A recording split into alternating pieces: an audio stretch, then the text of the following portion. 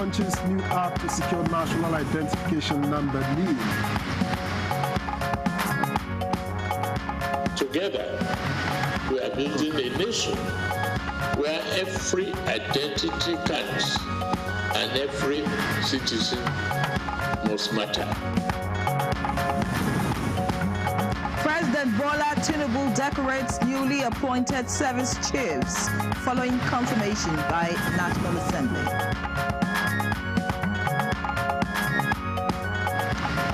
Eight additional political parties likely to be registered, INEC confirms.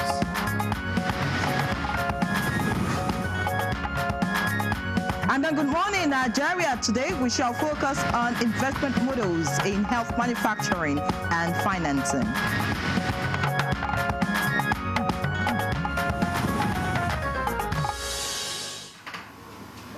Well, Yuri, I'm not sure if you were there, but growing up, we often heard that a healthy nation is a wealthy one. All right, and back then, it sounded like just another saying. Today, that phrase holds a much deeper meaning for me. What do you mean by you're not sure if I was there? Because I wasn't where you were. Okay. Anyways, Victor, I totally agree with you anyway. And, you know, when I was also much younger, I doubt if you were there, you know, we also used to say the same thing. Now, a country like ours needs healthy people to drive productivity and development. But here's the big question. Without strong health infrastructure, can that really happen? Well, that's a question we can't ignore. Now, across the world, countries are investing in health infrastructure and financing to build more resilient systems. And for Nigeria, the conversation about health infrastructure has gone beyond rhetoric to a call to action. There's growing clamor for sustainable investment and stronger strategies to build a robust healthcare manufacturing ecosystem. Precisely, and that's why the agenda is already taking shape. The European Union and ECOWAS, in partnership with the Presidential Initiative for Unlocking the Healthcare Value Chain, PVAC, and the National Institute for Pharmaceutical Research and Development, NIPRD, hosted a high-level health investment forum here in Abuja on Thursday, October 30, 2025. Yeah, you said it like that was like some years ago. That's just yesterday. Now, one of the big goals of that forum was to promote how health products can be produced, distributed, and assessed more efficiently, both within Nigeria and across the ECOWAS region. It was a gathering of minds, government officials, industry leaders, development partners, and investors were just some of the participants. Now, the forum marked a new chapter in advancing Nigeria's health security, boosting local pharmaceutical manufacturing, and strengthening sexual and reproductive health rights. So today on Good Morning Nigeria, we'll be exploring the possibilities of Made in Nigeria and Made for Health. I am Victor Azo. This is Good Morning Nigeria. Fantastic. That's a key priority, honestly.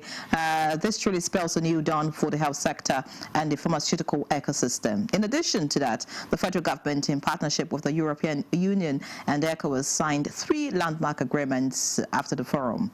Now, we'll be hosting guests from different sectors as we discuss investment models in health manufacturing and financing. I'm Yanrei John. Many thanks for joining us on Good Morning Nigeria. In the course of the program, we'll bring you the newspaper review, and that's when Chukwudi Okolie Ugbaja joins us. But for now, let's have the morning news. I hope it's comforting because the presenter is Comfort Amodu. Comfort, good morning to you.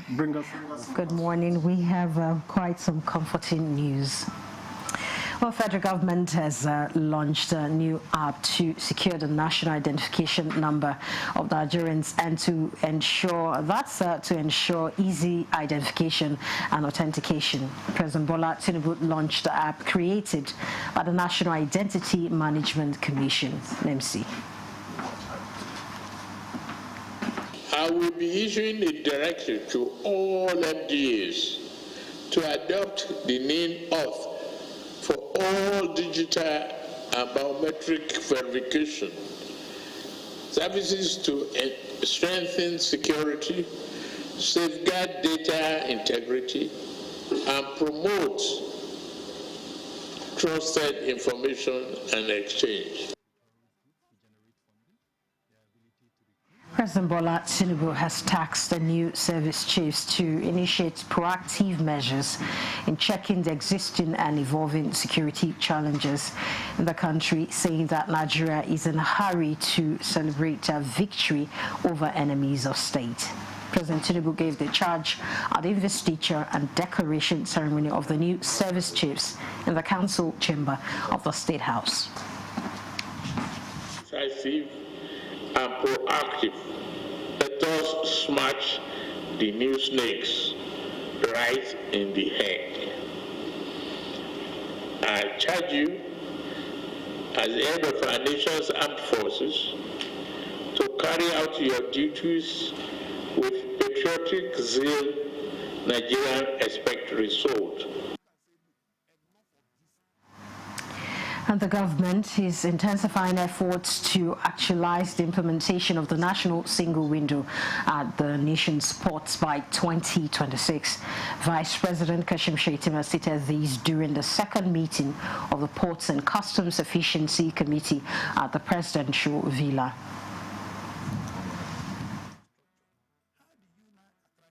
We spoke extensively around how to improve the entire ecosystem around the ports and customs as a whole, importation, exportation of goods, helping Nigeria truly realize the potential economic dividends that could come out of, having a stronger or better system in place. So I guess that was a summary of it. Well, ahead of the 2027 election, INEC may register additional 8 political parties, bringing the total number of political parties in Nigeria to 27. At a meeting by the electoral management body, 8 out of the 14 pre-qualified associations successfully completed the upload of all necessary information and documentation, and the ones that have uploaded are the All Democratic Alliance, ADA, and Citizens Democratic Alliance, CDA, Abundance Social Party, ASP, African Alliance Party, AAP, and Democratic Leadership Alliance, DLA, Green Future Party, GFP, and National Democratic Party, NDP, and People's Freedom Party, PFP. INEC National Commissioner for Information, Sam Olumekon, notes that the next step in the registration process is the detailed assessment and verification of the information and documents submitted by each association. Away from that, the Nigerian Medical Association has announced plans to begin monthly psychiatric evaluation for all inmates across Nigeria's correctional facilities from November 2025. And the first vice president of the association, Dr. Benjamin, made this known during a visit to the Nigerian Correctional Service headquarters in Abuja, and a visit that also featured the donation of reusable sanitary pads for all female inmates nationwide, accompanied by producers of the sanitary pads. He said this initiative is part of a broader effort to promote mental health, restore dignity, and ensure no inmate is left behind in access to care. Those are the news highlights at this time. Stay tuned for Good Morning Nigeria with Ian Rejan and Victor Azu. The Renewed Hope Initiative RHI presents the RHI Green Nigeria Challenge. Go green today for a greener tomorrow. This national competition is in 3 categories. The household category is a tree planting competition amongst 11 frontline states in northern Nigeria. Its participating household in Adamawa, Borno, Bauchi, Gombe, Jigawa, Kano, Katsina, Kebbi, Sokoto, Yobe, and Zamfara states will plant a minimum of 1 tree to qualify, with a video evidence of before and after the tree planting exercise. 20 million naira will be awarded to the best household. Submission deadline is 20th December 2026. Community category will see local governments, local communities, schools, and NGOs reclaim and transform degraded or abandoned areas such as dump sites, landfills, parks, and their likes into green, vibrant gardens, parks, and eco-friendly spaces. 50 million naira will be awarded to the overall best community group. Deadline for submission is 15th July 2026. States category will have all states of the Federation and the Federal Capital Territory, excluding Enugu State, have a chance to address the growing threats to environmental sustainability and cleanliness. States will be judged based on the number of trees planted on major roads and inner streets and how clean they are. 100 million naira will be awarded to the best performing state. Already, Enugu State has 100 million naira for being RHI's model green state due to its greenery and cleanliness. Video evidence must be submitted by participating states on or before 20th December 2026. All entries must be directed to RHI Office, State House, Abuja, or email rhi.greenchallenge@statehouse.gov.ng. RHI Green Nigeria Challenge. Go green today for a greener tomorrow.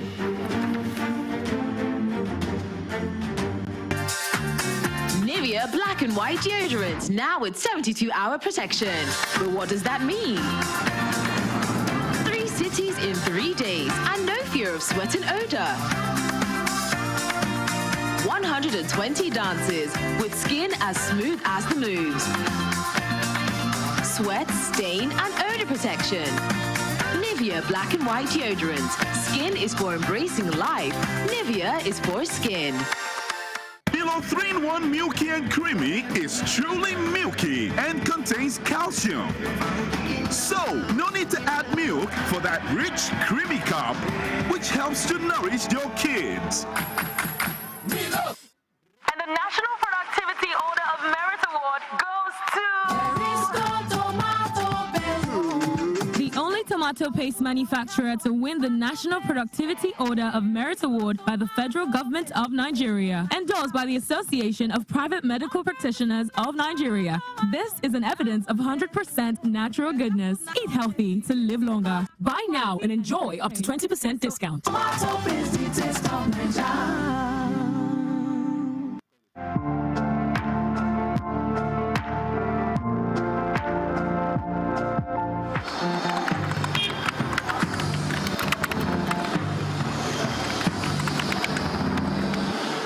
You have no better friend and partner than Nigeria.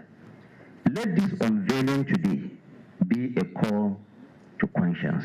Let our practitioners hold the line of truth.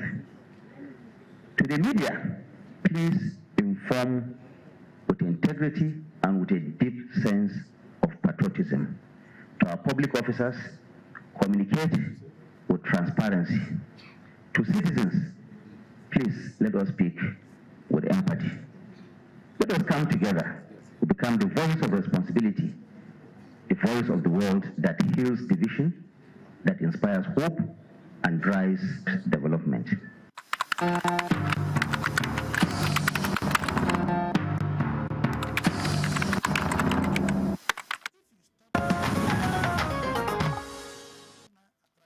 All right, thank you for staying with us. Up next on the program is Newspaper Review.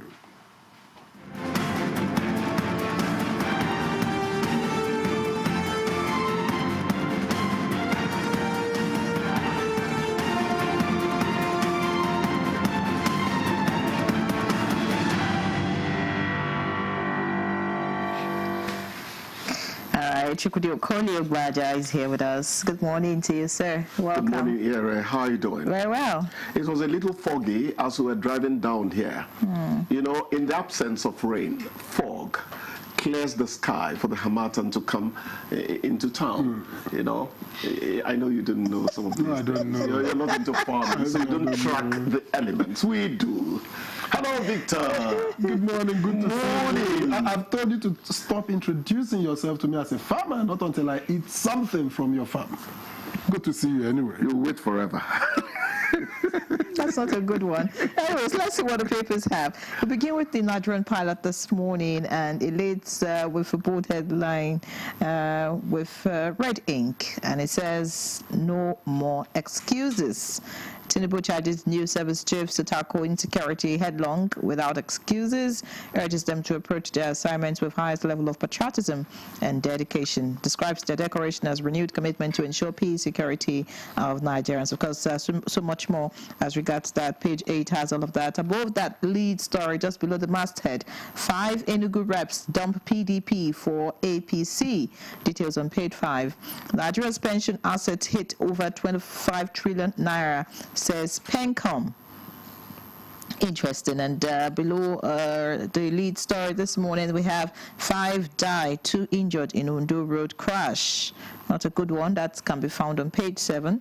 AEDC begins phase load management of electricity in FCT. 1 dead, 8 injured as another building collapses in Lagos.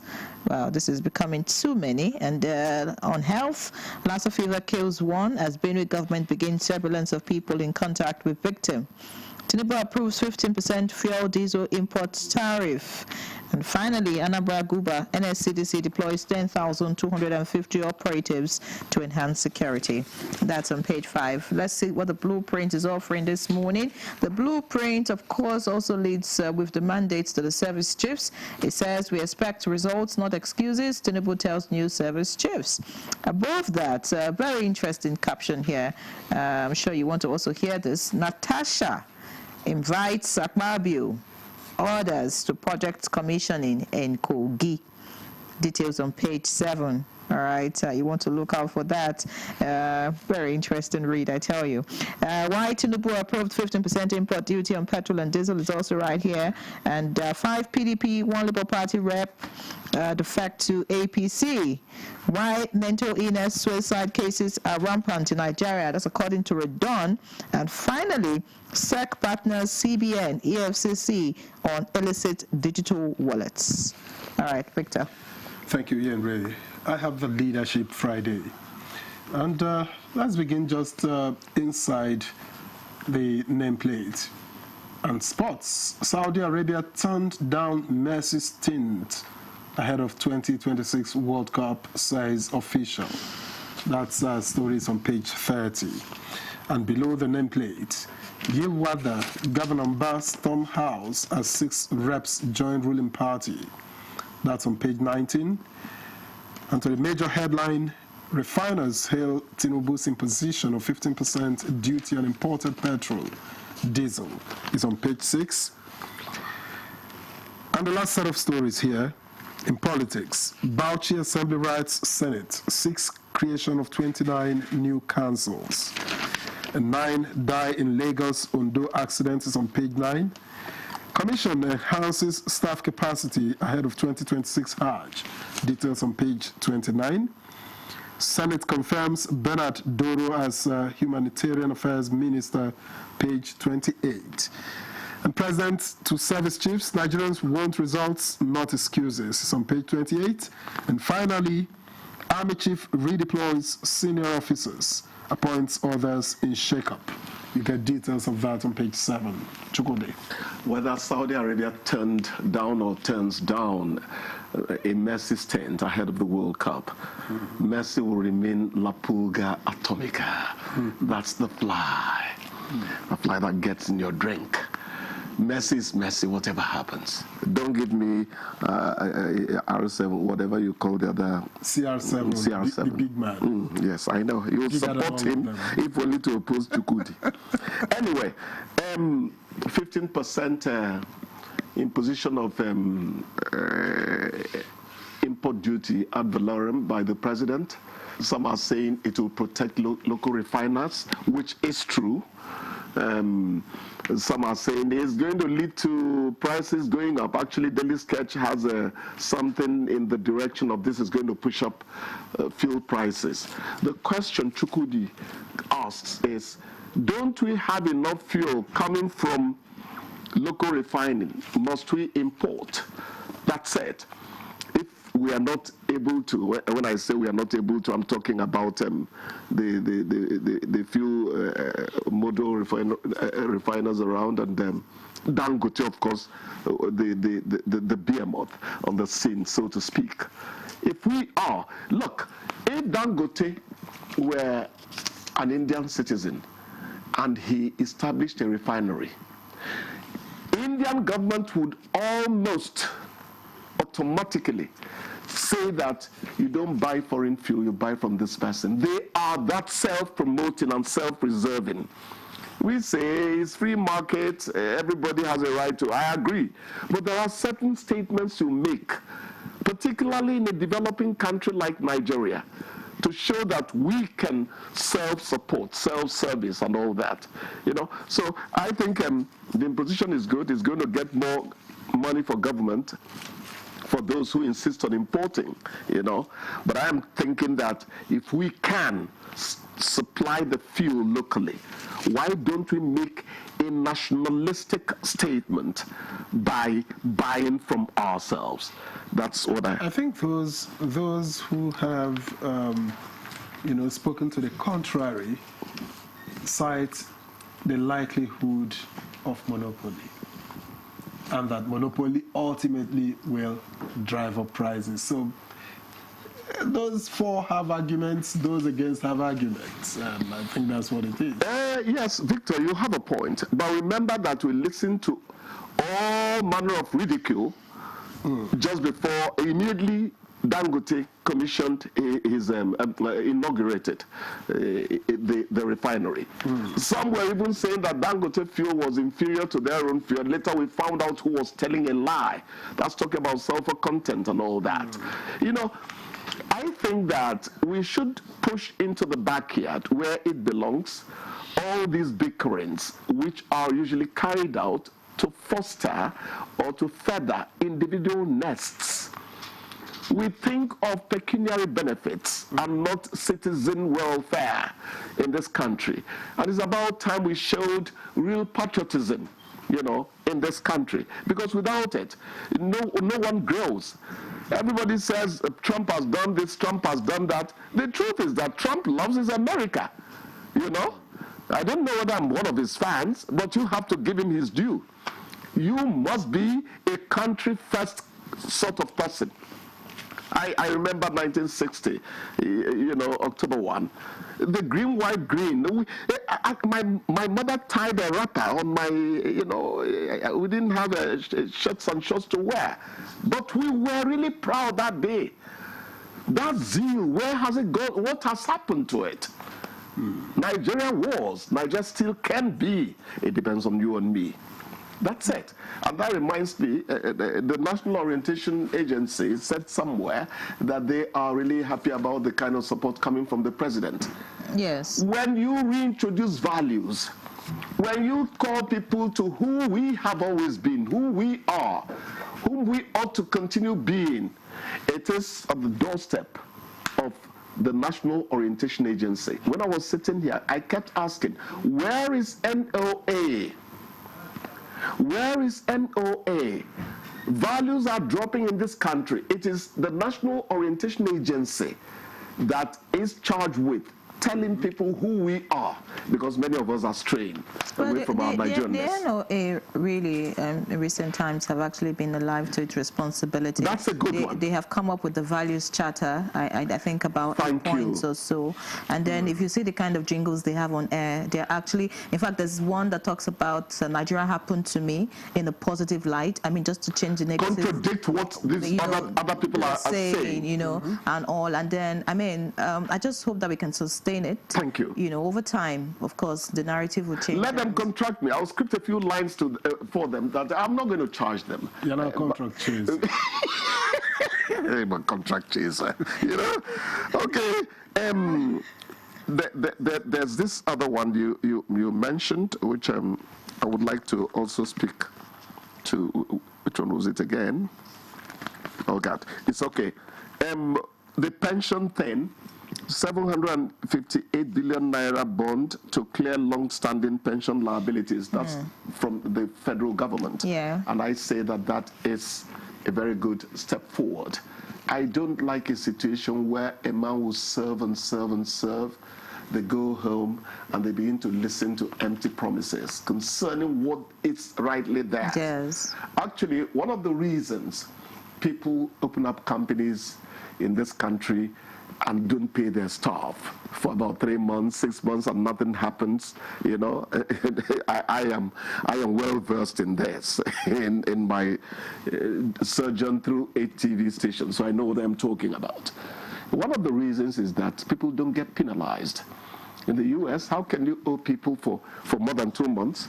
They are going to fold you up and then pay off the people you owe. You don't even try it, you know. So that should also concern pensions.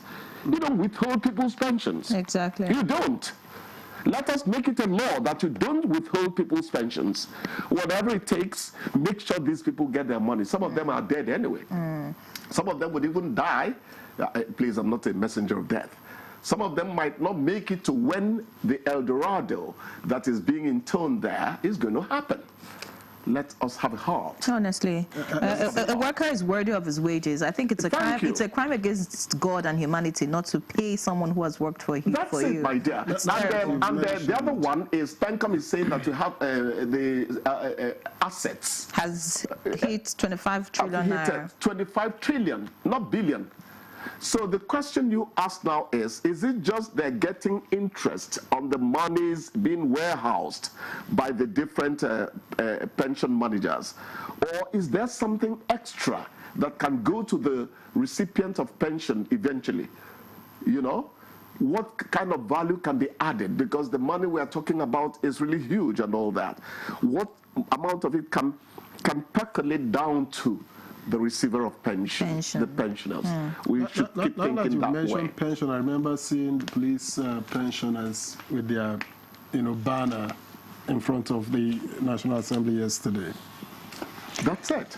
Well, that's what I'm talking about. I've been asked to send you home, but Natasha invites Akpabio, others for project inauguration. Why would you bring up that story, Victor? Did you expect them to quarrel forever? Yeah, I was going to say that. Some kind of fencemen did. Wait a minute. I was never one of those. I'm the strict kind of journalist. I never got into the gossip about Natasha and Akpabio. Actually, I said the 2 officers, maybe we should have penalized them for bringing things I thought were trivialities onto our Senate, whatever. But thank God they've settled it. Homer sometimes nods. The best make mistakes, so let's not take it out on them forever.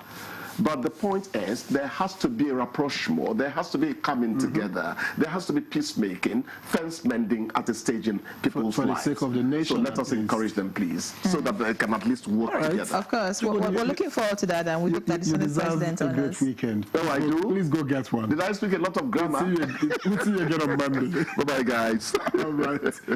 We'll return for the conversation proper after this break. Please do stay with us.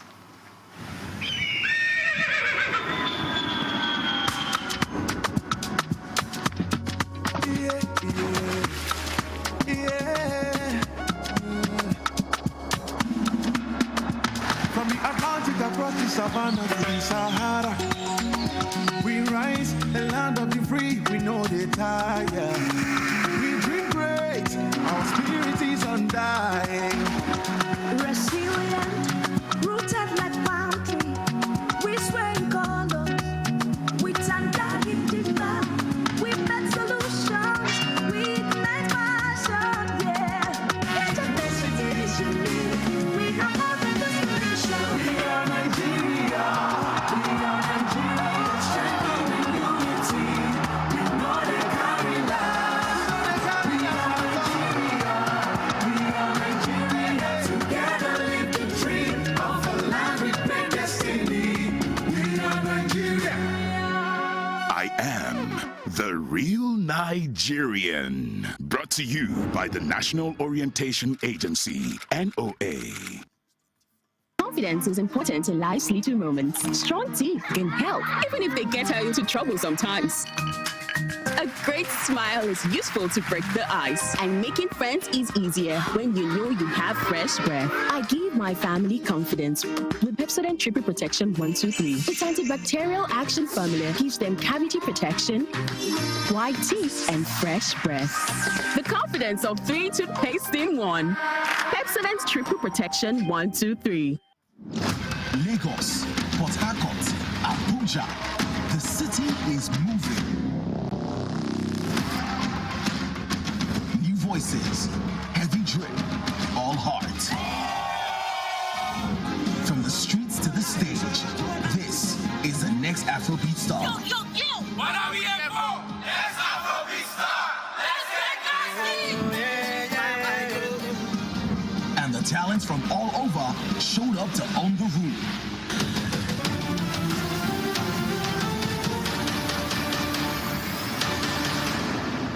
But they're not alone. Spiritual. Gospel.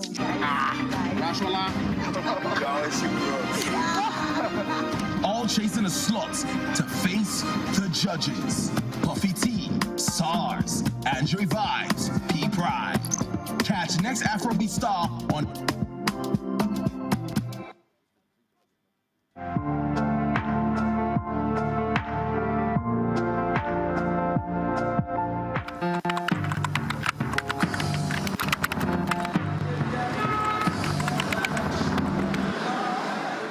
Nevertheless, we must come to terms with existential reputational threats to our national brand, in which external purveyors of untruths are mischaracterizing our nation as a destination for a so-called persecution of people based on their religious faith. This is a propaganda externally woven by those who want to break or weaken our unity. For the upteenth time, I'm emphatic that there is no iota of truth in the communication that is out there, that there is a deliberate, calculated effort where one particular religion is targeted for extermination.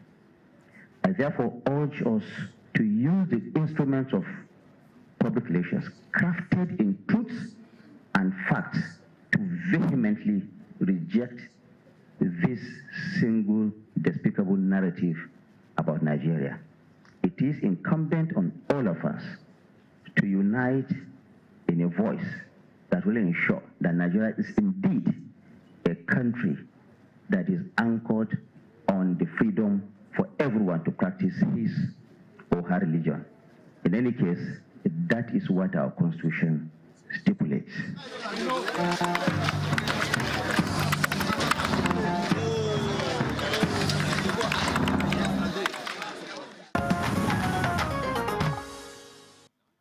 Welcome back. You're still watching Good Morning Nigeria live on the network service of the NTA. And just before we begin our conversation this morning, which is on investment models in health, manufacturing and financing, let's quickly take a look at this background report put together by our correspondent, Tokwe Alabi. Investing in the local manufacturing of health supplies is critical for building strong health systems that can deliver quality care, and governments are always eager to see this happen. The main methods of financing health care include the National Health Insurance System, general revenue, community-based insurance, public-private partnerships, PPP, and out-of-pocket payments. Over 70% of medicines in Nigeria are imported, while the country's pharmaceutical market grows at over 9% annually on a 79.4% revenue increase between 2018 and 2023, with medicine accounting for perhaps $4.5 billion within Nigeria's total healthcare spending of $10 billion. Out-of-pocket expenditure is as high as 62% of total healthcare expenditure, mainly due to limited access to health insurance. insurance. The need to strengthen Nigeria's healthcare manufacturing ecosystem gave birth to the Nigeria EU Health Investment Forum, themed Made in Nigeria, Made for Health. Key contracts signed are initiatives on manufacturing and access to vaccines, medicines, and health technologies, sexual and reproductive health, and rights to expand access to reproductive and maternal health products, and PIVAC, Bayer AG, and Chromedics Pharmaceuticals Limited formalized partnership to position Nigeria as a hub for pharmaceutical innovation, manufacturing, and health sovereignty on the African continent. Under the renewed hope agenda of President Bola Ahmed Tinubu, Nigeria Agenda 2050, which represents the nation's perspective plan, highlights the need to attract investments of at least $100 billion per annum, with about 86% of it coming from the private sector to grow the economy and provide inclusivity. Through the Presidential Initiative for Unlocking Healthcare Value Chain, PIVAC, Nigeria has also set an ambitious target of 70% of local pharmaceutical production by 2030. While the policy showcase deal signing sessions and innovation-focused discussions on sustainability, resilience, and equity in healthcare are apt, considering their prominence at the forum. The question is, how will these partnerships translate to productive collaborations in Nigeria's health system? And will every Nigerian, regardless of status or location, have access to affordable and quality healthcare delivery? These, among other pertinent issues, are what our seated guests will be discussing on Good Morning Nigeria. All right, many thanks, Tope Alabi, for that background report. And now, joining us to discuss this topic, let me make welcome here in the studio the European Union delegation to Nigeria and ECOWAS Head of Cooperation, Massimo De Luca. A pleasure to welcome you again to Good Morning Nigeria. Thank you. Good morning, Victor. All right, also here with us is Jaap van Bisten, Country Manager Nigeria and Commercial Controller, DSM Nutritional Products. Thank you very much for joining us. Thank you very much for having us. Thank you. All right, also here with us for the conversation is Olumide Lawson, PIVAC Head and Healthcare Deal Team. Many thanks for joining us. Thank you very much. Happy to be here. All right, great. And yes, we have a woman in our midst as one of our guests, and she's Inya Ode, health journalist. It's a pleasure to have you, ma'am. Thank you so much. Great to be here. Welcome. Good morning. All right, let me begin this conversation by going to Massimo, of course, just to give us an overview. What is this EU-Nigeria Health Investment Forum all about? Yeah, thank you for the question, Victor. Yesterday we had the first such forum in Nigeria, and the aim of the forum was precisely to bring the public sector and the private sector together on a well-structured platform. Okay. What we are aiming at, yes, indeed, it's investments in the health sector.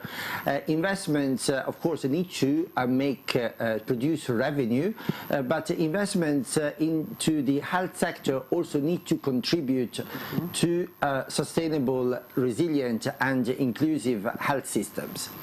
Now, this is why bringing the private and the public sector together is so essential, because there must be an assurance in both sides that we are all aiming at the same objectives. In fact, the public and the private sector are critical to set the vision that will foster access to medicines and access to resilient and inclusive sustainable health care to all citizens. So yesterday it was the first time that we had this structured engagement, and it was done under the auspices of PIVAC, our colleagues here represented by Olumide, and PIVAC is a very trusted public agency responsible for the creation of a pipeline of investments in the health sector, and they are very well recognized by all stakeholders. So this is what we achieved yesterday. We need a public sector to set the direction, because investment in the health sector is very sensitive. As a European Union and as investors, so we need to be sure that investments contribute to objectives and policies that government is pursuing, and this is what we achieved yesterday. All right. Yeah. Great, Massimo. Thank you for your opening comment. I'd like to get to Olumide because you mentioned PVAC, and I want to understand what gap this initiative is trying to fill, and speak to us more on some of the agreements that were reached yesterday.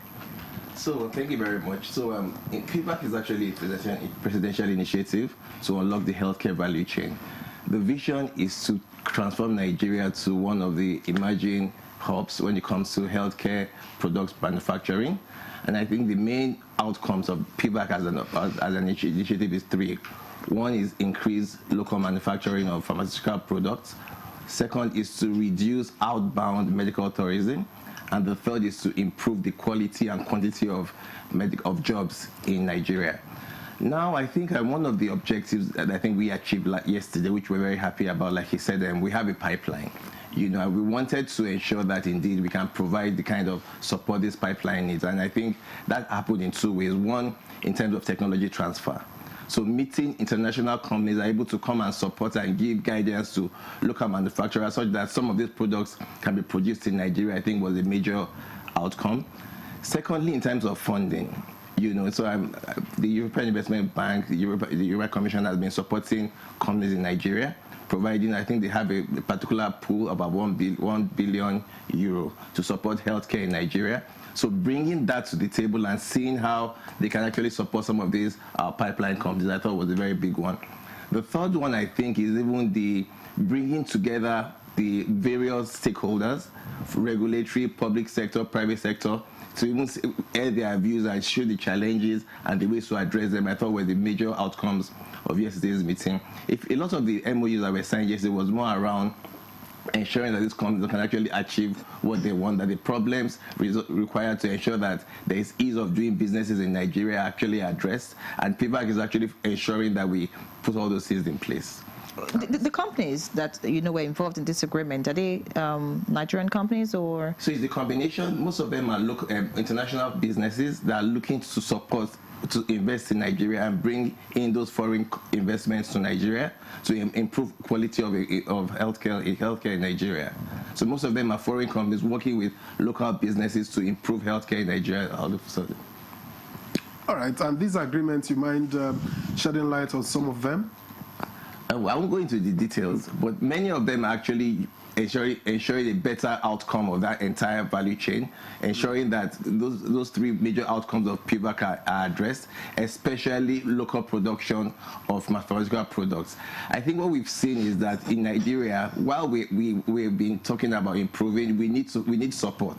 This support cannot just come from internally alone, especially when there are other countries that have done this much better than we have in the past. So it's seeing how we can get support from these companies and give them the support they require to actually be able to do these businesses properly in Nigeria. All right. Let me get to Yab. Don't tell him you told me. If he won't tell me about the agreements, will you tell us? Well, for DS&Firmenich, we were not personally, our company was not involved directly in these agreements yesterday, so unfortunately I can't disclose on that. However, as DS&Firmenich, I can really relate with what the European Union and PVAC is doing. To reach the goals of Nigeria to be self-sufficient in healthcare products and food, etc., you need the private sector. And the private sector in Nigeria doesn't only need funding, they also need technology and knowledge, and that's where also DS&Firmenich come in. We have over 100 years of experience in innovation in food, pharma, etc. Besides innovation, besides investments, besides support from other companies, you also need a strong regulatory framework in Nigeria. That's why also the event of yesterday was very important also for us, very critical to connect with, again, with PVAC, with the European Union, but also connect with local companies. There are strong local companies that you might sometimes overlook, and events like this really help us to connect. Yeah, why is your company interested in Nigeria? Well, we're a global company. We're a global leader in vitamins, nutrition. And if you're a global company, you cannot miss Africa. And if you're in Africa, you cannot miss Nigeria. There's 220, 230, 250 million Nigerians that need healthy nutrition, that need their proper medicine in Nigeria. That's why we're in Nigeria.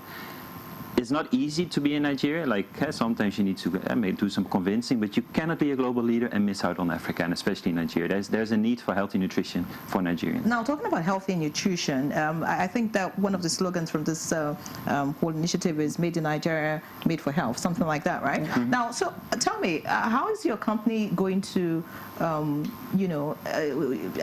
with all that the prospects that you have in Nigeria, is it really going to be? Are you going to be using homegrown materials? Are you going to be using, our locals to do some of the things you're doing, or everything is just going to be from your country or from elsewhere? How does that add to us as a people? I really appreciate the question, because if you talk about local production, you also need to define what part of the value chain am I producing locally.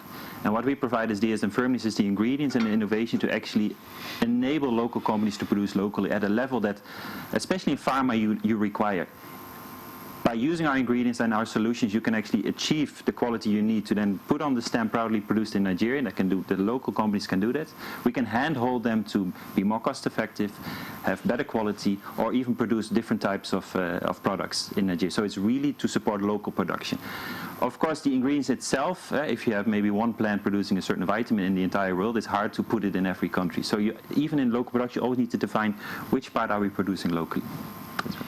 All right, thank you. Now, you are one of us. And by that I mean journalist. Broadcaster, yes. As someone who has tracked these conversations, how would you describe public perception of the government's, commitment to healthcare? Well, I must say, as a health advocate and, broadcaster, this particular event of yesterday, the signing of the agreement, is actually very, very heartwarming. I see the Nigerian people at the center of it, and it's a lot of work that will happen after this, because the event is just one thing, but then after it, what goes on to ensure that these agreements and the MOUs and everything that was signed yesterday actually come to bear. Because I know there's a lot of there's a lack of trust in the Nigerian people when it comes to what government has to offer, because of what we have seen over the years. Yeah, it seems like, okay, promises are not kept, things are not done the way they should, they're supposed to. And particularly for health, health is one thing that has been kept in the background, unfortunately so, because we believe that, okay, every other thing should be sorted, but then if health is not sorted, we'll be fine at the end of the day. We'll pray and we'll be okay, right? But then health is so important, and with these agreements that have come through, I see a lot of interest and a lot of investment coming into Nigeria as it relates to promoting healthcare, promoting our pharmaceuticals here in Nigeria, promoting the local products that we have here to ensure that what we have is actually made in Nigeria and made for health. So it's pulling people and just encouraging the people to say, this is for you. This is about the Nigerian people. It's not about, people out there, but it's about us to ensure that we have the right health care that we need in Nigeria. You've been around for a long time, in the health space, and so this is not the first time you're witnessing an event like this. I agree with you.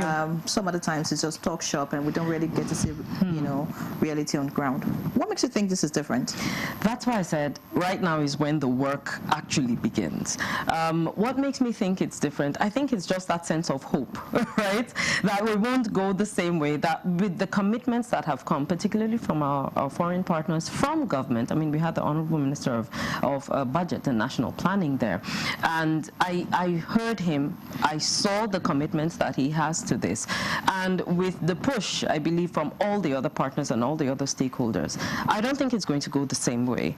I do have that belief and that hope that it will be properly implemented, And with PVAC, handling this at the forefront, I am sure that it will make a difference in the lives of the people. Do you think, though, that the ordinary people, understand the link between local health manufacturing and national health security? That is the link that we need to project all the time, to let them know, to let us know, our people know, that there is this very critical link, that if we do things locally, if we promote local production, we'll definitely have the benefits of it at the end of the day. So there was something someone said about encouraging people to also buy Africa, to buy Nigeria, because we have this preponderance to look elsewhere, to look abroad and get those things from abroad.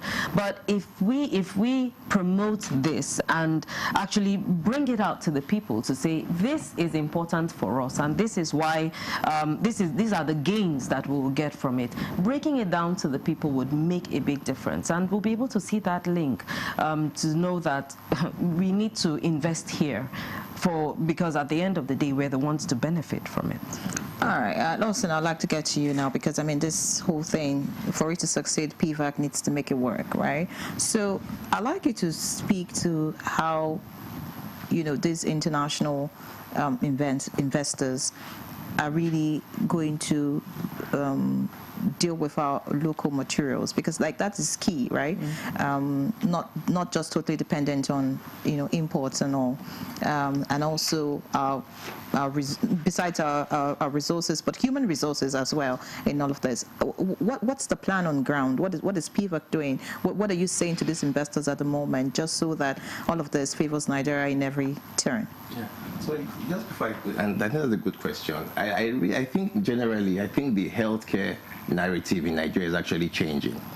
I think we've seen a lot more people realizing that it's no longer just lip syncing, that a lot of what the government is trying to do is actually doing. For instance, we met a company recently. There was a presidential order about zero import duties on pharmaceutical products, for instance, and we're seeing where companies are actually having clear increase in their profitability because of some of this. We've seen there's a NAFDAC ceiling list, that reduces the importation of finished products in Nigeria, and we're seeing local manufacturers seeing increase in their own demand. So I think generally the narrative is changing, and the narrative we're also sharing with the foreign investors is that you just don't come and sell to us in Nigeria. You have to handhold the local manufacturers themselves, such that over the years they can as well move forward by themselves, which is why we are so particular about technology transfer. So many of these manufacturers are actually working with local manufacturers to ensure that these products, the inputs that can be produced in Nigeria, we're ensuring that those are used. We know that we cannot produce everything yet. So the ones that are imported, we're also looking for ways of substituting them. If not, what is the long-term plan of ensuring that these products can actually be made in Nigeria for Nigerians? All right. So let me get back to Massimo. Now, beyond financial support, what are the core objectives of this EU-ECOWAS partnership in strengthening local health systems and manufacturing capacity? Well, can I just say a few words first on the financial support, because I think that's also important. Okay, so yesterday we signed an agreement, and that's with UNICEF in the main, and they are going to work to strengthen the value chain, to make sure that the various steps of, the distribution and production of pharmaceutical products in Nigeria complies with certain standards. Okay. I mean, pharmaceutical products are very delicate, and the value chain is very delicate. And so it's not that you just bring money, bring investment. I mean, you need to bring systems. Absolutely. You understand? So, and this is extremely sensitive from all point of view. The cold chain, the procurement process. The procurement process is extremely critical in the health sector. If we don't know which medicines we need, which health products we need, then how can really manufacturers get down to really producing what is required? These are not ice creams. We don't respect for the ice creams, but these are extremely sensitive products and services where the government plays a critical role in setting the direction about what is going to be required, which quality is going to be enforced in Nigeria. So yes, we bring finance, but the finance is aimed at improving the systems that we have in the country. So the other side that we are covering is the research capabilities. Okay, because to develop local products, you need a strong research and let's say professional and creative, let's call it creative ecosystem. Now, in this sense, we are working with, yes, with Expertise France, which is an internationally established organization, but to work with the likes of NIPRIT, for example, which is the Nigerian Institute for Pharmaceutical Research, and establish some critical infrastructure in the research environment that can really provide that support to local manufacturers and to indigenous capabilities, as we discussed before. The other project that we signed yesterday is a regional project with specific focus on Nigeria, and it is in the area of sexual and reproductive health and rights. So, and this is also where Bayer comes in, which is the third agreement signed. On the one hand, we support policies and systems, again, in the procurement and production of services and goods that will help young women in dealing with sexual and reproductive matters. And on the other hand, here you see Bayer coming, striking an alliance, thanks to also PVAC, with a local producer to produce certain commodities in the area of sexual reproductive health for women. Of course, you know, policy direction is essential. It's very important that we understand the standards, the quality standards that we pursue, and this is why we work closely with NAFTAC. We need to know whether local production is just discounted production or it is a world-class production, and this is where we help, okay?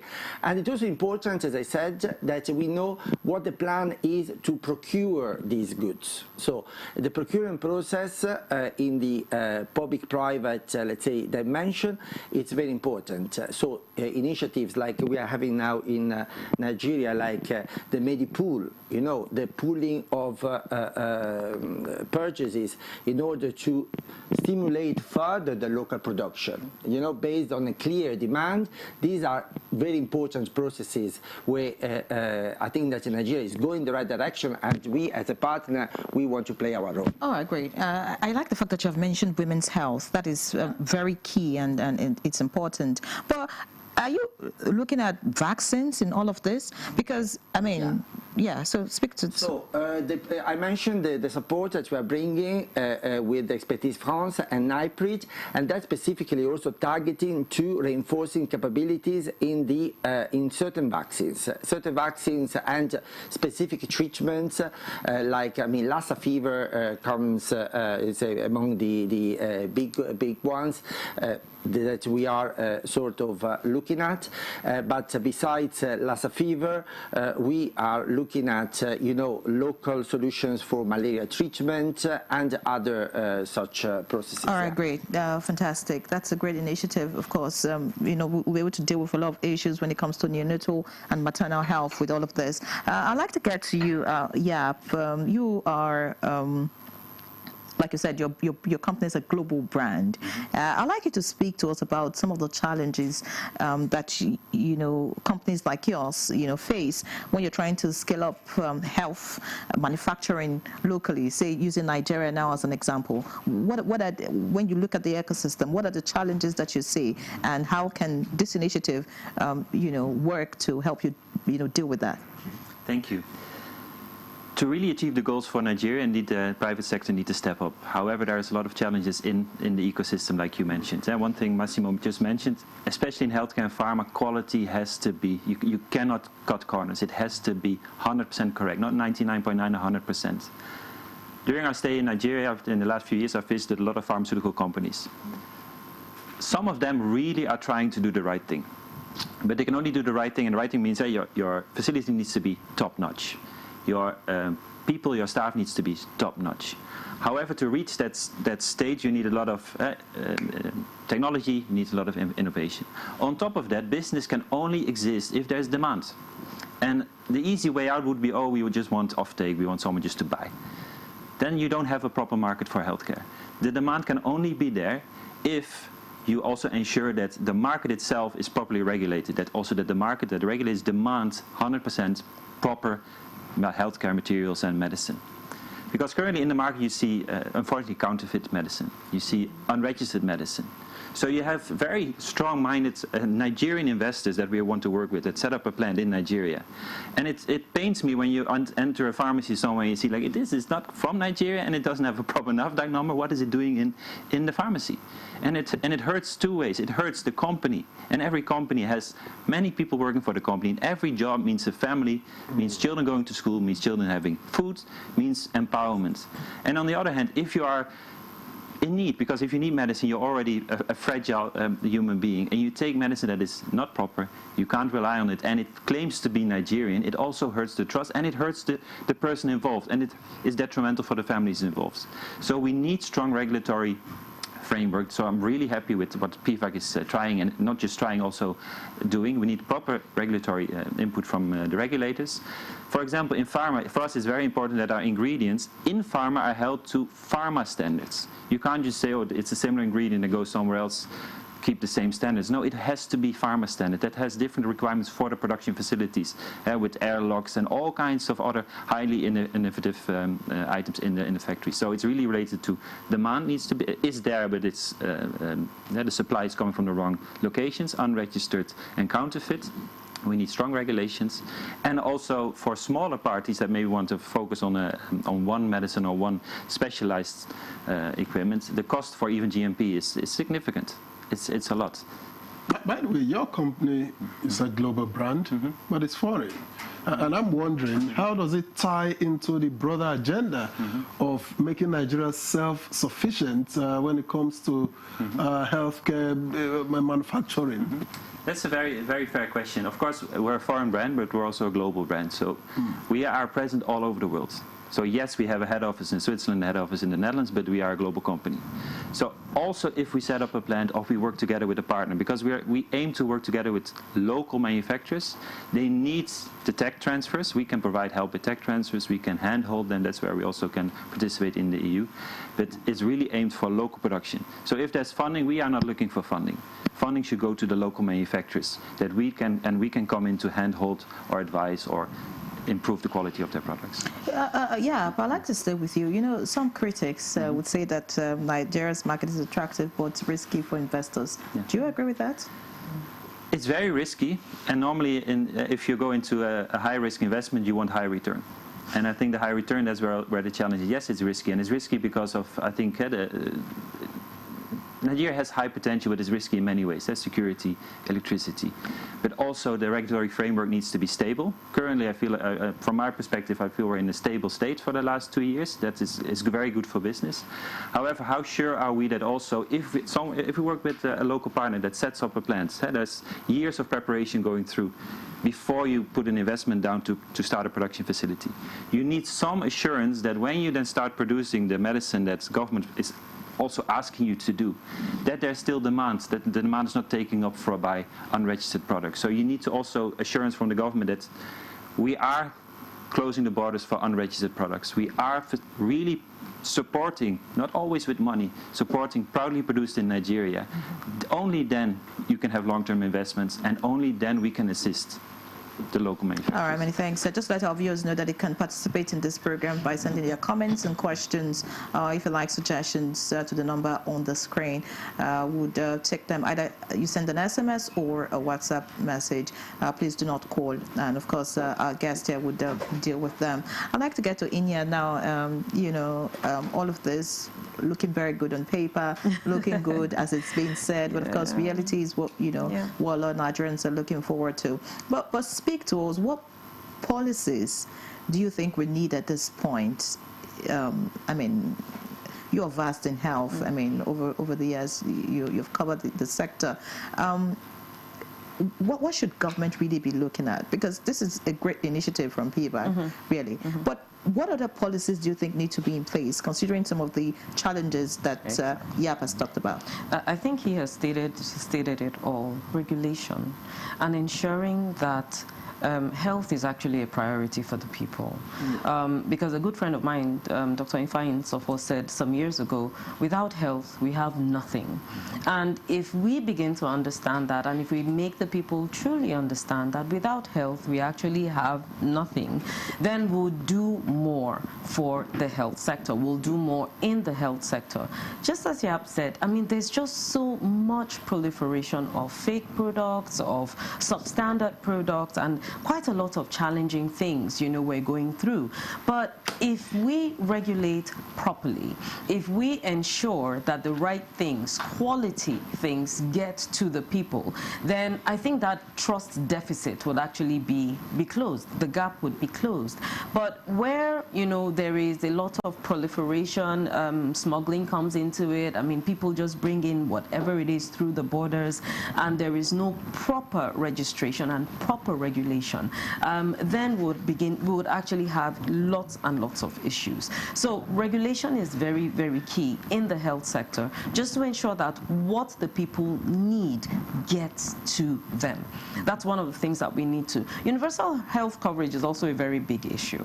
And it's one of the things that actually came up yesterday, in the conversation, where we're like, we need to get universal health coverage right. I mean, yes, we've tried, there's a lot of efforts being put into it, but if it's not properly done and if it's not properly accomplished, so that the people actually get benefit from healthcare, then we'll just keep going round and round in circles. So that's one thing that we need to get right as a people in government and, of course, for the people. But what role do you think the people can play in all of this? Because, I mean, you're talking about substandard and all that. People know, and they just patronize because maybe, I don't know, that is what is available, because that is what is available, because that is what they see, because that is what they have, and that is what is cost effective, right? So unfortunately, that is the situation that we face, because, I mean, you go to hospitals, they say, okay, so this one, or go to a pharmacy, they say, okay, this is this is that. This one is higher than this because this is a branded product, and this is, we have all those. I'm sure you've experienced that as well. Sure. And it's a big problem. But why don't we have that standard across board to ensure that what you are getting is the right product, is the one that is efficacious and would make a difference for you and get you out of that that health challenge that you're going through. So, heightening the people's understanding, our people's understanding to say, look, we need to get it right. But I think it's a top-down effect. We get it right where health coverage is concerned, where products are concerned, and then the people will actually get benefit for it at the end of the day. Because, I mean, we have a huge antimicrobial resistance going on right now. People are taking antibiotics over and over again, and they're getting resistant to it, and it's posing problems later on. So, and that's just because, you try one, and, okay, it doesn't work. Then you try another one, and you now become resistant to the one that should be efficacious to you. But do you think we can deal with this problem if we do not get quacks in terms of medical professionals out of the way? That's a problem. I don't even know how to begin to deal with that. But I think it's a systemic. I think somebody mentioned systems, and it's a systemic thing that we need to deal with. We have quacks everywhere, and they are there because again, they are the cheaper ones that people want to go to, and that have the products in quote that the people want. But where we regulate properly, whether it's from the medical aspect, pharmaceuticals, we regulate the system properly, I don't think we'll have that proliferation and that problem. So regulation is key. Yeah. All right, let me get to Mr. Lawson. And I'm asking, it's been quite visible recently, the presidential initiative, but what specific investment models is PVAC championing itself to attract private sector participation in all of this? Okay. So let me put it in front there that so PVAC, we don't have funding. We don't have cash. So what we do is basically to coordinate with. You have advocacy. Yes, we do. Yeah, so I'm going somewhere. So in terms of, we have a very, very strong and definite investment model.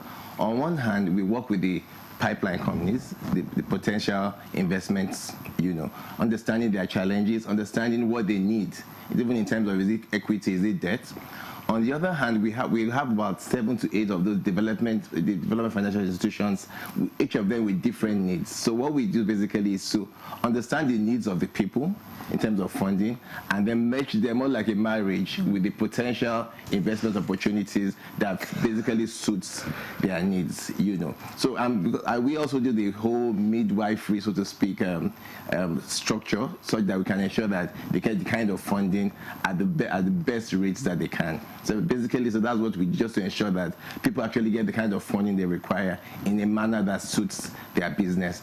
We also know that when it comes to healthcare, pharmaceutical products, you need some level of patient capital.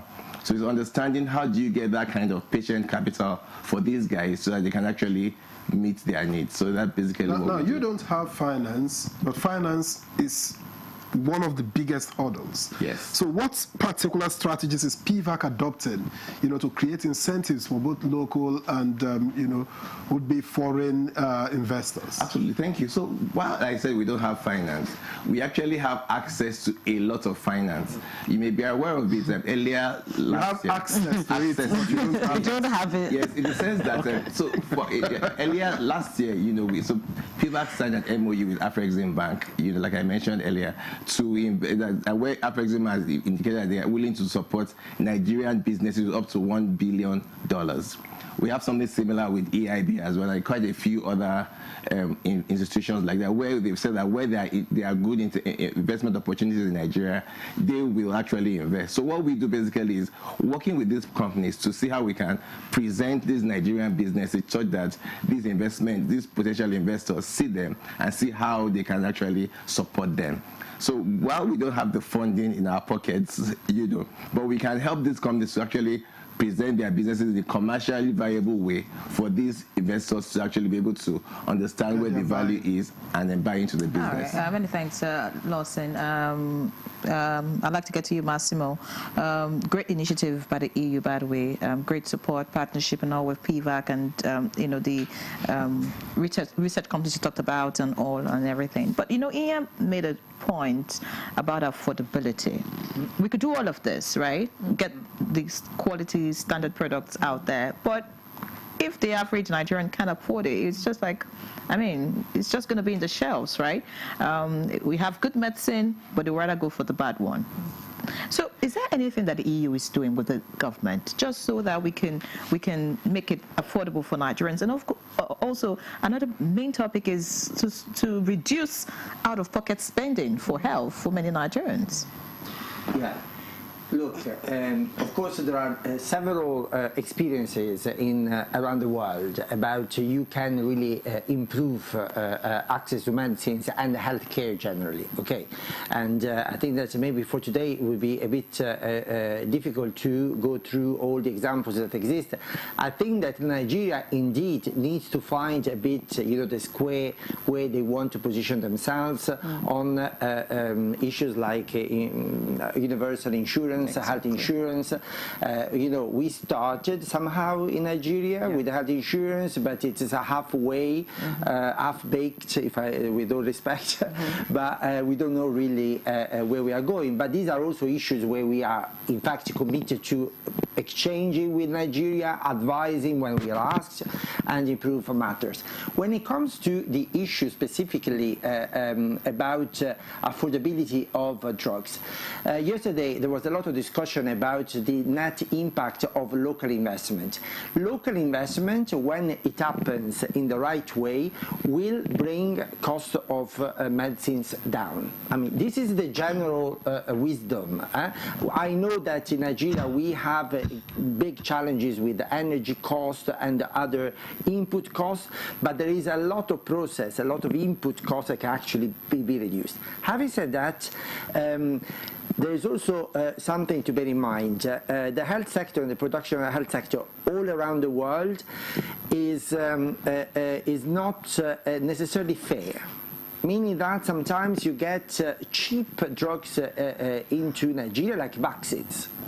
Vaccines have been heavily subsidized for good reasons around the world, and to make them affordable and made in Nigeria requires some level of intervention. And this is why through the Africa Vaccine Manufacturing Alliance that is being promoted by the African Union, we support Africa also to see at ways where Africa could subsidize the production of vaccines and the cost of vaccines. Okay, there could be issues also of subsidy, but first of all, to make them accessible. Secondly, to make sure that after all the local production is sustainable, because if you compete always with products which are subsidized abroad, then it's very difficult to be sustainable and affordable in Nigeria. Now, cost of production is a certain issue, as I said, but the demand side, I mean, to be able to manage the demand of medicine in an intelligent way so that you can procure the medicines with a strong arm, because I mean you can really on one hand make sure that those drugs are required, on the other hand you can negotiate a fair price. Okay, that's an area where a lot could be done. I mean, to give certainty to the local demand of drugs, that could really bring the cost of drugs down. And this is what the government is pursuing with the Medipool, for example, and beyond, of course, let's also work together to make sure that other inputs like the energy cost, like the transportation cost, the cold chain cost go down, because we know that a lot needs to be done in Nigeria to make sure that the final cost to consumer can actually go down. All right, thank you very much. I was just wondering what, and I'm taking that to YAP, what role private-public partnerships should play in transforming Nigeria's healthcare supply chain, and that is from production to distribution and then access. Well, business itself is very resilient, so if there's a clear playing field, business will thrive. So it has to be together with the public sector, because exactly what Massimo is mentioning, there's a lot. It's normally, if you produce locally, the product should be more available, prices should go down in a normal way. Regardless of the cost of production? Of course, there's cost of production. But he's talked about energy. I'm getting there, because indeed, if you produce it here or over there, it's always cheaper here because you don't have transport. Unfortunately, in Nigeria, there is a lot of additional costs that we need government also to tackle, which is the electricity cost, clean water, roads. They exist on the map, but not always in practice. And I believe if you even improve as a government the infrastructure, it not only the healthcare benefits from it, it's just daily lives. Then the normal people in the streets, they benefit. If their own input costs for even NEPA goes down, they have more money to buy food, buy medicine. So we really need to look at the demand side in Nigeria, and the demand side can go up if you also tackle, if we need help, if we get help from the government to really work on the regulatory, improve infrastructure, then the cost can come down. And then ultimately, ideally, local production will bring costs down, make it more affordable. That's ideal. That's what we should work on. But we need the partnership. Many thanks, Inya, I'll get back to you, and I would like you to speak about how we can communicate health better to Nigerians.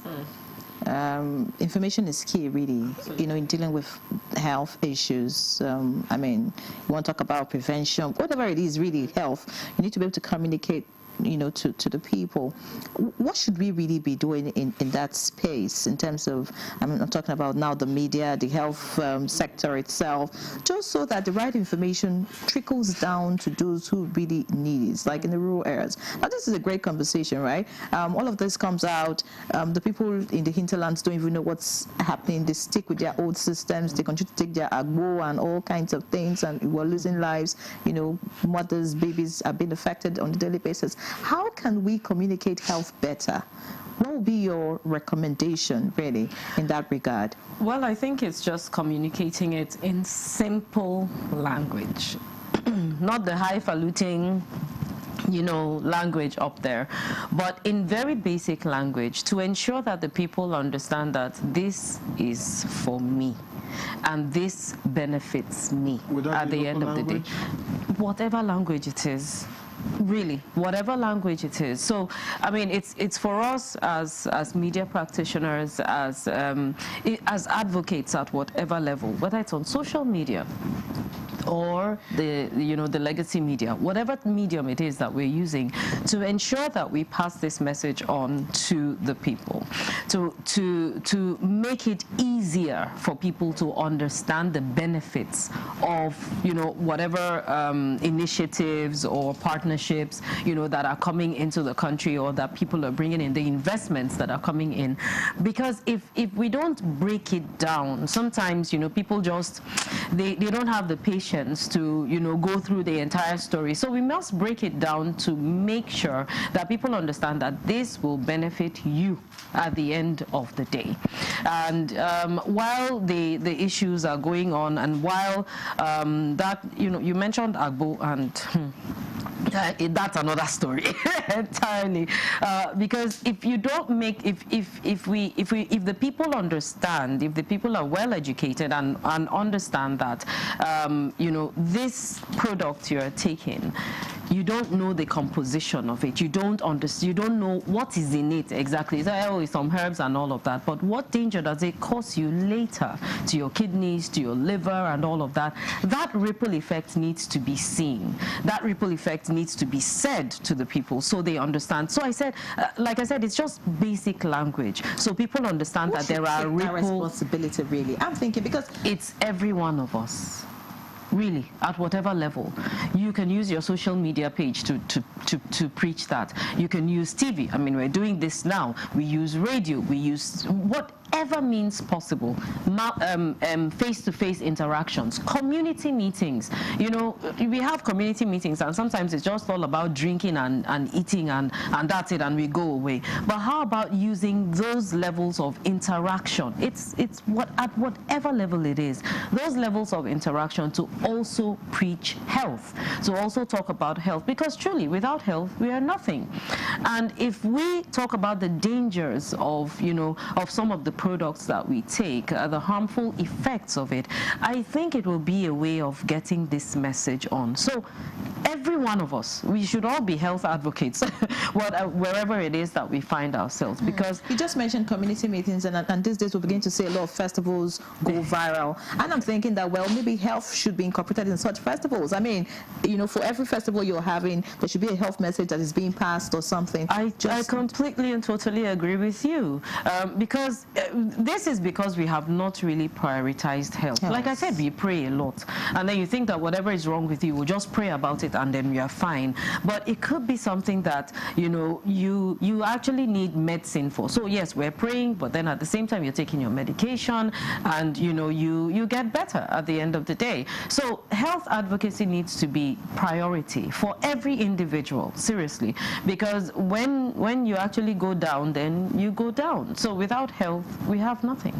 Yeah. Now, one of the major, goals of this forum is sexual and reproductive health, and I'm wondering, how can investment models in health manufacturing address gender and equity gaps in healthcare delivery. And that is one major thing that actually came out yesterday, because there was a question that came up from someone who talked about, people with disabilities, for instance, and how, the access and the affordability to these products and all of that. And one of the points is this is something that really needs to be harnessed. This is something that needs to be invested in again, to say, okay, so maybe we've not really thought about this area very much, and we need to plug in a lot of thoughts, a lot of ideas to see how women, how those with disabilities, how vulnerable and underserved people can actually gain access and to these products that are coming in. Because, yes, there are lots and lots of things lots and lots of gaps that need to be closed at this point. And I think that's where the work begins with what happened yesterday. So what happened yesterday was ceremonial. But right now the work begins to say, okay, so what did we miss out? What are those gaps that we need to close? Who drives that? Pardon? Who drives that? Oh, the work begins. Yes, the work begins. So there are various partners here. I mean, just as has been established, there are various partners. The Nigerian government is definitely one of those partners. So all those stakeholders and all those partners coming in together to say, what did we miss and how can we close the gaps that have been observed? Because there were some gaps observed yesterday. Yeah. All right, many thanks. Let's get to Olumide. This is really brilliant, honestly, and I'm sure that for a lot of viewers hearing about this, they'll be excited. But, implementation and sustainability are terms that we don't practice, right, as much as we should. I like it because you said this is a presidential initiative, right, under this administration. Yeah. So what is the plan for sustainability, just so that it transcends this administration? I mean, just imagine, say, 2027 or maybe 2031. I mean, a different government comes in place. How are we able to sustain this, just so that, it benefits Nigerians in the long run? Thank you very much. That's what I was just speaking about it a few minutes ago. So I think the way we set up PVAC is that irrespective of the direction of government, the value of what we're doing will actually transcend the time. And then working with international parties, development institutions and co, I think it helps people to realize that, okay, this thing actually has an actual value that is bringing to the Nigerian people. And I think even more importantly, the fact that we're actually gathering people around, and like he said earlier, they are seeing the successes that PVAC is actually making. We know we can't do everything, but the few things that we are identifying that are the major challenges and actually working very, very closely with the different parties to ensure we close on them, I think is bringing this level of credibility that people are seeing not only to PVAC but to the healthcare space itself.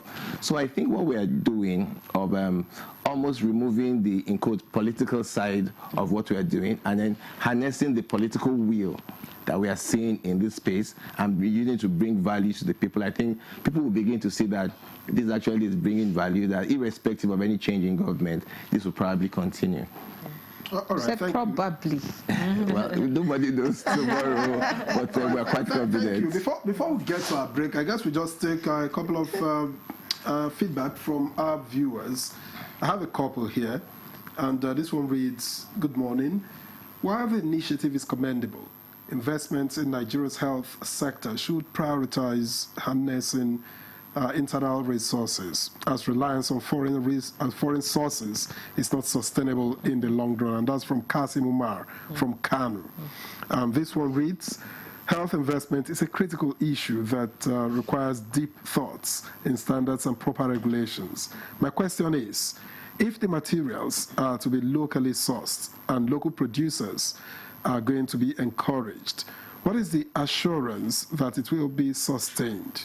Second, if issues of counterpart funding is involved and it is time-bound, what's being done to such arrangements at this beginning to protect a fall when the time expires?" I don't know who wants to take a shot at that. So I think I can address a few of them. So I think when it comes to local inputs, I think we're going to get there. Right now, we know that the healthcare manufacturing in Nigeria is still in a rather nascent position. You know, I think over the years, we're going to see more with R&D and co. We'll see where many of these inputs are able to be produced in Nigeria. But I think between then and now, we need foreign companies, the large ones, that can actually bring that technology in, so that many Nigerian businesses, manufacturers can actually leverage on all the hard work that these larger companies have done. Now, in terms of funding, you know, I think one of the things that we're trying to do, like I said earlier, is to find a way to get people the kind of funding they require. So if you need patient capital, we'll not give you a 3-year loan. You know, to understand what kind of institutions can give the kind of funding that is required for healthcare. You know, is it equity? Is it debt? Is it a combination of that? So it's working with these companies to understand what they really need and what works, what will work for them. You know, and I think that we've been seeing a lot of that. We've seen a lot of traction. We've seen a lot of institutions that are actually supporting a lot of these local manufacturers, and we're seeing that indeed the kind of is as if financing is no longer the conventional business as usual, where you go to the bank, you get a bank loan. And I think to add to that, we're also looking at concessional rates, concessional terms rather, where we know that the typical commercial terms will be challenging for most businesses, and seeing how we can actually give them better terms such that the whole healthcare narrative and improving healthcare can actually be addressed. All right, many thanks, Olumide. I have some questions myself that have been sent by our viewers. We expect you to send more messages, but we'll take them after the break. Please stay with us. The counsel of our fathers. My advice to these young people is please do not take us back to those harrowing days. You probably do not know what it is. Nigerian youths, let's build our nation together.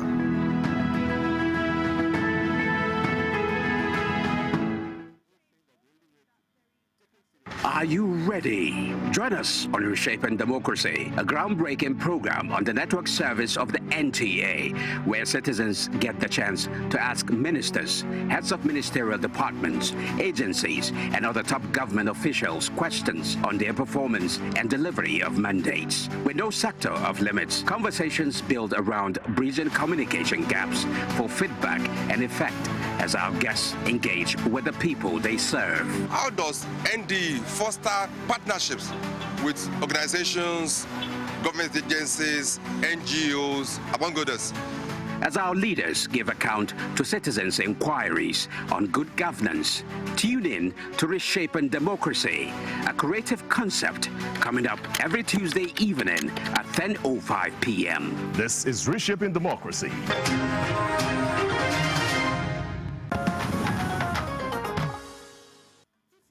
All right, many thanks for staying with us. It's still Good Morning Nigeria, live on the network service of the NTA, and our conversation is still around investment models in health, manufacturing, and financing. I'll quickly get into some of the messages that have been sent in by our viewers, and just to let you know that the number is on the screen, so you still have some time to send in your questions. Well, this one says, good morning all. I appreciate your topic for discussion today, which is investment model in health, manufacturing, and financing. I thank the panel of discussants for their brilliant and intelligent points.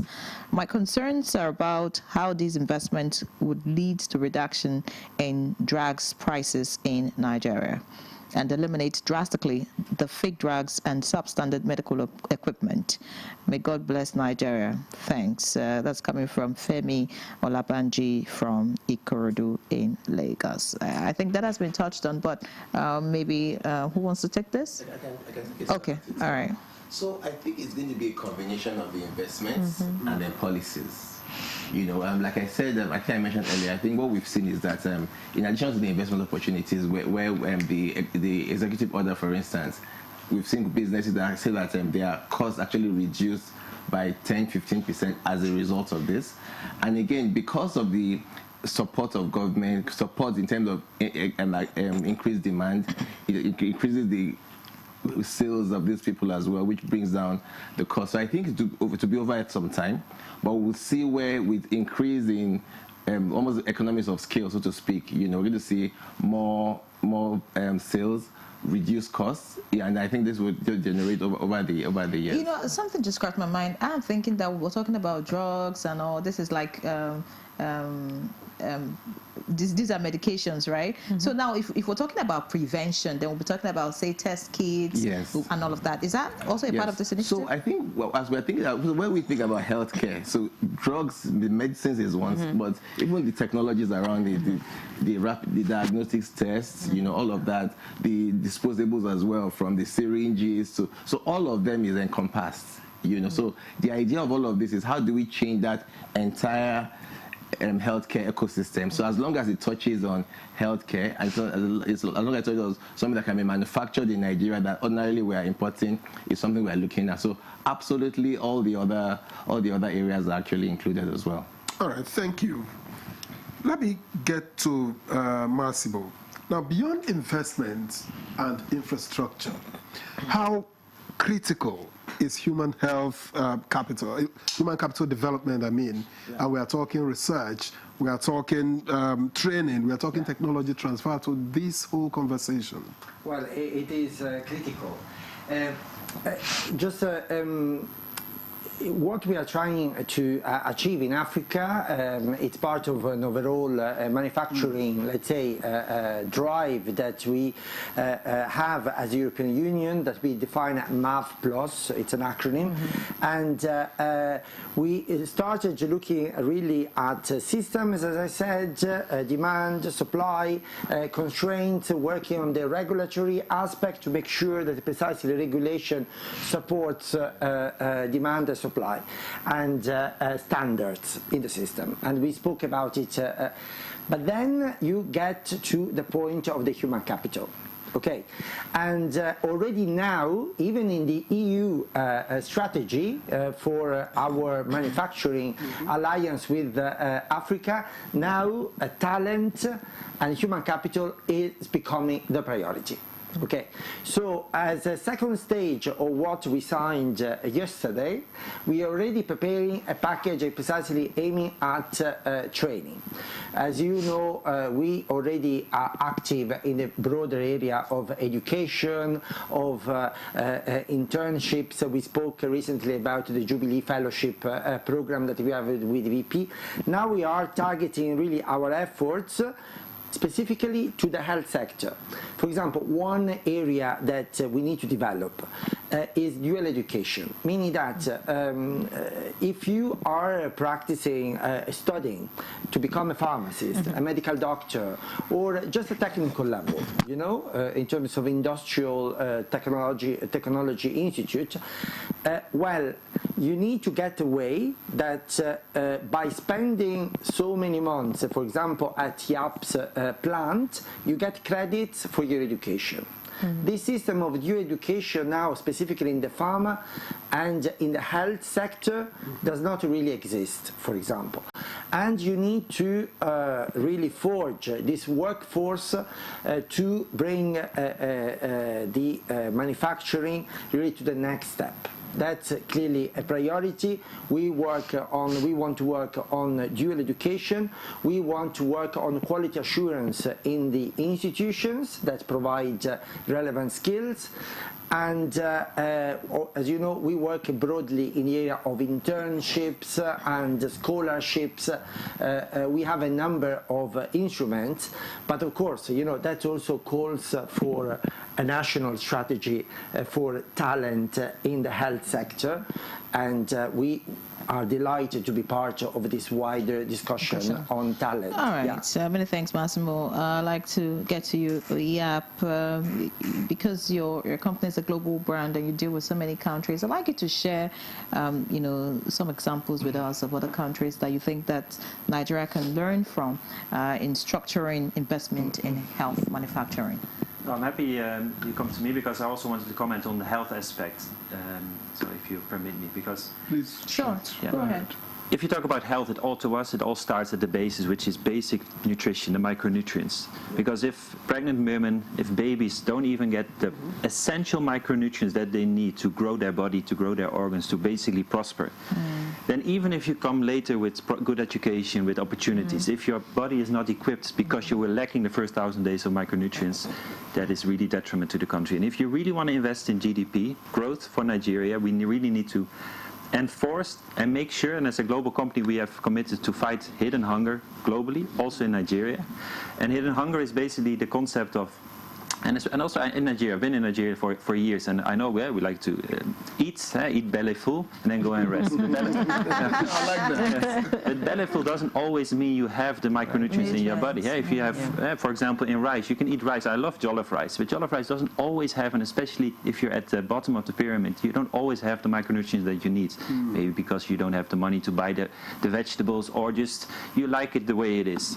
So what I also would like to comment in the Nigerian government, there are rules and regulations in place for large-scale food fortification, in flour, in sugar, hopefully also soon in rice. By doing that, you can really target all the Nigerians, no matter of where you are in the country or in the social status, that you make sure that in your flour, in your sugar, in your rice, you have the right micronutrients. With those micronutrients, that should be the basis that we can use as a country to then build on human capital, education, have conversations. Because if you're at the stage of you need medicine, you're too late. So your nutrition needs to be spot on. That's what I really would like to. How do we guarantee, I'm sorry, Henry, how do we guarantee that local manufacturers remain competitive, of course, while maintaining the global standards of quality and then safety? Well, drawing from your experience. From my experience is that there is a significant willingness in Nigeria, with Nigerian businessmen and businesswomen, to adhere and do the right thing, first of all. Because also a sense of morality, that especially if you're in staple foods and in pharma, that you only guarantee quality. And I know in Nigeria we have proper companies that do that and are willing to do that. However, we really need the regulators to also enforce and basically kind of reward the ones that are doing the right thing. Because even in the staple food fortification, there is regulation in place. But not everyone is following the regulations. So I also know NAFDAC is doing a great job to combat that. However, there's a lack of capacity sometimes to, even you need a proper lab to test. That's where I think the government can help, or the regulators can help to not only have regulations, but also have the capacity to do that. And as DSM Firmly, we do support the government and the Ministry of Health in capacity building. We give trainings. Last time we did a training at Sonkap to teach them how do you even test a rice kernel. And how do you guarantee that the micronutrients that we claim is in there is actually in there. You didn't quite answer the previous question about other countries of the world that you think that Nigeria can learn from in terms of health manufacturing. Well, as a European, I think what I really appreciate in my own country, the Netherlands, and in Europe, is that we have strong regulations. We have also, but also the capacity to test. So I think the partnership with the European Union is, I think, would be great for Nigeria. It's not only, and as a regulator, it's not only about being a policeman. Tell them, oh, you did wrong, you did wrong. It's also being a partnership. And from my own experience in Europe, we have a kind of a friendly government that we can work with. Even if you as a company go to the government or to the EU, we aim to be compliant. Can you assist? They also help to bring you up to standards. And I think that's where I would really advise. So are you saying our government is not friendly? Well, sometimes there is a willingness to do the right thing, but even if you've missed the target as a local, if you have a local company, you've missed the target somewhere, it doesn't mean it was by intent. Sometimes it's by a mistake or an error or an omission. So I'm not saying the Nigerian government is unfriendly. Don't get me wrong.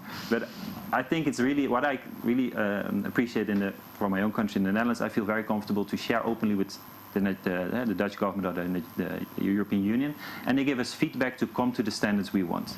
And that's what I really want to commend PVAC, because exactly this is what I'm experienced with PVAC, the willingness to together reach the standard and then also see, okay, what is blocking you from reaching this standard? Is it something impractical? But not on the assumption that there's no willingness. I think that's where Nigeria could really improve on, and I think PVAC is a great example that there is a willingness to do exactly that. All right, Inya? Yes. With the current drive towards industrialization and then job creation, how much economic value could a strong health manufacturing base add to Nigeria's GDP, for instance? Wow. there'll be so much more to achieve and to gain from, from the right health care, from the right health. I think it actually begins from the right health-seeking behavior, and then what we have here and what is available, whether it's vaccines, whether it's medication. I mean, if a healthy people, it's a healthy nation, and if we get it right, where where these are provided, where we can have it locally, the ripple effect, as I always say, is just enormous. And then of course our GDP will be, I mean, it's just amazing what it will be. So there are a lot of links that people are not looking at, that we're not looking at, that if we get it right in health, our healthy people will be there, and then we'll be able to be productive and all that. That chain of gains is something that we are not clearly seeing, and I think it's to begin to let people know that if we get it right, then we'll see see the gains at the end of the day. I like the rhyme, that chain of gains. Oh, okay. Yeah. I didn't know I rhymed. Now, talking about chain of gains, Olumide, Nigeria is seen as the largest market in West Africa, and with this new EU-backed agreements, how can we leverage on this to position the country as a regional manufacturing hub? Yeah, thank you very much. So I think that's where we are now. Are we there? I mean, that is where we are beginning. The work is just starting. I think, obviously, because of Nigeria's position, one in West Africa and Africa as a whole, I think is just to leverage on some of this traction that we are making and all this connection that we are making as well. What I've seen is that for many of these connections, they also want to see much more than just Nigeria. They want to see how the impact of this kind of relationships impacts on the region and on the country. So we're also working with them to ensure that whatever we are doing, even putting more priorities on manufacturers that are looking to support the countries within the region as well. So we are looking at Nigeria and then seeing how some of this work we are doing can impact on the region as well. So I think it's something that we're actually looking at. You see something, I asked you earlier about sustainability, and you said this is going to transcend this administration, and all, and it's going to continue. But, speak to us about what the long-term partnership is with these companies.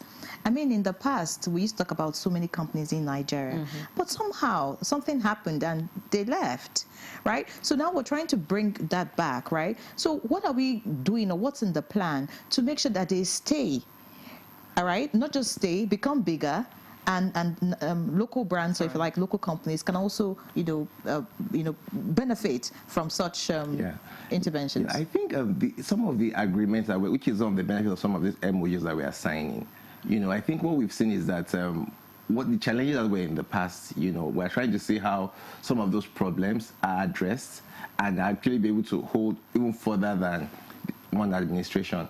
So many of the conversations that we're having with these foreign companies are ways that we can ensure that, one, that ease of even setting up in Nigeria, it's there.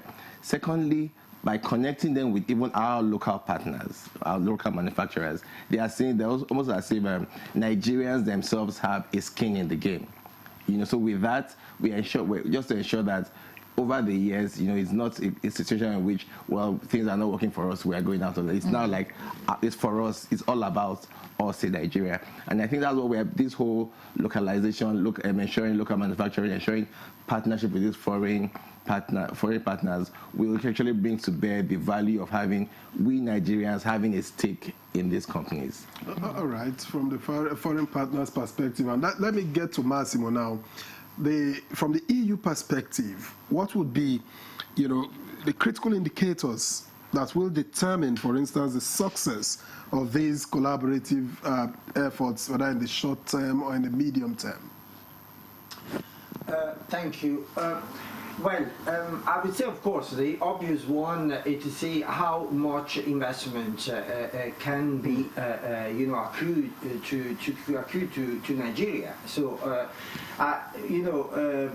building on what Olu just said, I think that the macro situation of the country is very important. Okay, so now clearly we face a situation where the macroeconomic situation has stabilized, And also the same things that we could have done in the past, they are showing signs of better performance. We have a program that was not really featured widely yesterday, somehow maybe, but with Unit 8 for postpartum bleeding. Okay, postpartum bleeding, unfortunately, is still...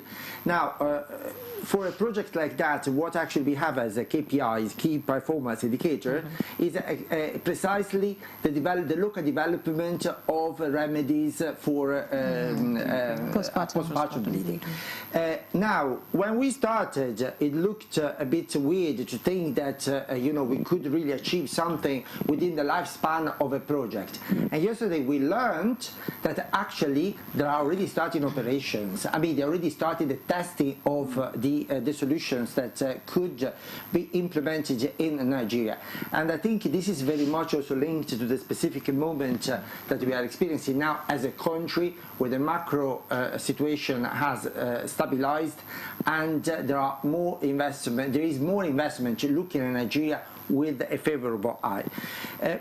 Of course, so I said, investment number one, but quality of the regulatory side.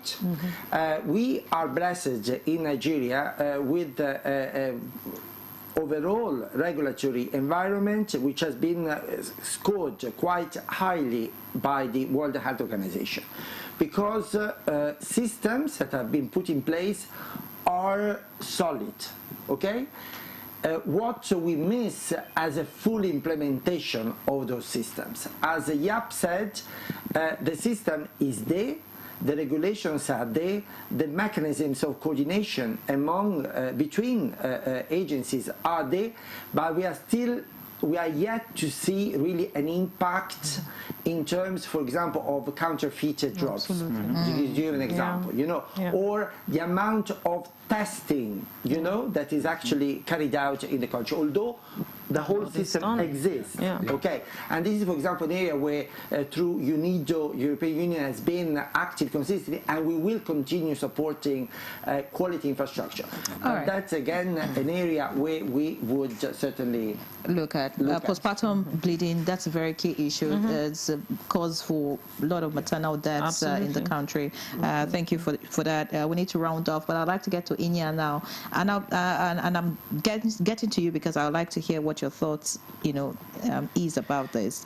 Do you think that Nigeria's this new health investment drive and all, is it a policy shift? Is it a business opportunity, or you think it's a health revolution that is taking place? All of the above. All of the above. And, if you look at it in different directions, I mean, with government coming into it, of course, it looks like a bit of a policy shift.